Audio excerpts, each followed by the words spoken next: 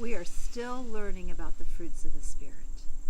Do you remember how many fruits of the Spirit we said there are? There's 9. And so far we have learned about love and joy and peace.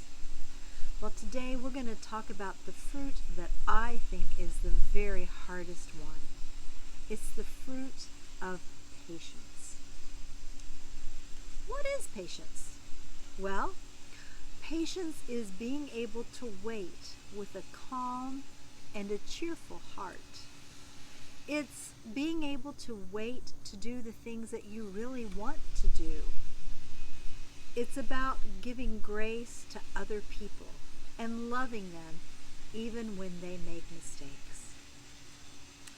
Our story today took place long before Jesus was born. So, what part of the Bible do you think that would be in? You're right. It's in the Old Testament, because the Old Testament tells us about the things that happened before Jesus was born.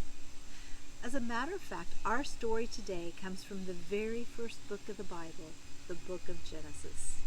Let's hear the story now. Long ago, there was a man and a woman named Abraham and Sarah. Abraham and Sarah were very much in love and very happy. There was only one thing that they thought could make their lives any better, and that was a baby. Abraham and Sarah wanted a family more than anything, but sadly, they didn't have any children. One day, God came to Abraham and he spoke to him. God said, "Abraham, guess what? I know how much you and Sarah want to have a family. And I am going to give you so many children and grandchildren and great-grandchildren and great-great-grandchildren that you won't even be able to count them. Your family will be as many as there are stars in the skies." Abraham was both excited and a little bit confused. You see, he didn't understand how in the world he was going to have all of these children and grandchildren and great-grandchildren, because Abraham was already pretty old, and he didn't have even one child yet. But Abraham had patience, and he trusted God. I'd like to say that soon after God came and spoke to Abraham that he and Sarah had a baby, but it was many years later before God's promise finally came true. But the whole time, Abraham trusted God and he was patient.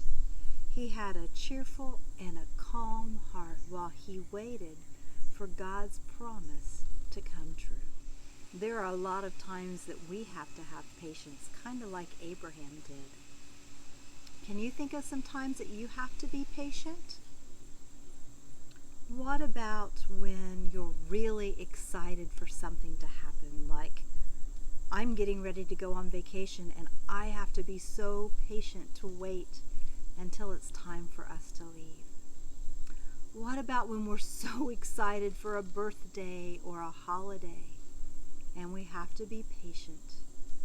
Or what about on Christmas when you're so excited to open those presents and you have to wait on Grandma and Grandpa to show up? What about when maybe your little brother or sister keeps coming into your room and messing with your stuff? What about when you're at school and you're excited to go out for recess, but you have to wait on the 1 or 2 other students who aren't cooperating with the teacher? Yeah, there's times that we need to be patient. And boy, oh boy, is it hard to be patient. But these are all times that we can learn to wait with a calm and a cheerful heart. When we can put aside what it is that we're wanting to do right now and wait until another time. These are all ways that we can learn to show patience and grow that fruit of the Spirit. Boys and girls, this week I'm going to send some ideas on Facebook of ways that you can be patient, of ways that you can do something fun while you're waiting for something else. So I hope and I pray that this week you will learn to have a calm and a cheerful heart as you wait patiently.